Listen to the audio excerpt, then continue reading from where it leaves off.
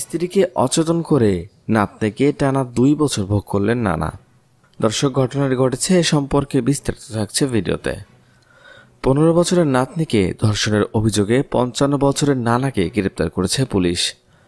নানা আবুল হোসেন হাওলাদার ভয়ভীতি দেখিয়ে প্রায় 2 বছর ধরে ধর্ষণ করে আসছিল নিজের মেয়ের ঘরের ওই কিশোরী নাতনিকে। সর্বশেষ গত শনিবার রাতে নানা আবুল হোসেনের উপর্যুপরি ধর্ষণ করায় অসুস্থ হয়ে পড়ে মেয়েটি। পরদিন রোববার সকালে অসুস্থ অবস্থায় এক খালাতো বোন তাকে চিকিৎসকের কাছে নিয়ে যায়। এ সময় নানার হাতে ধর্ষণের কারণে সে অসুস্থ হয়েছে বলে চিকিৎসকের কাছে স্বীকার করে। এ ঘটনায় মেয়েটির নানির ছোট বোন রেনু বেগম বাদী হয়ে শরণখোলা থানায় মামলা দায়ের করেন। পুলিশি সূত্র থেকে জানা গেছে, মেয়েটি দরিদ্র মা বাবা কয়েক বছর আগে কাজের সন্ধানে ভারতে পাড়ি জমান। তাদের মেয়েকে রেখে যান উপজেলা সদরের রাহেন্দা ফেরিঘাট সংলগ্ন এলাকায় বসবাসরত নানা আবুল হাওলাদারের কাছে।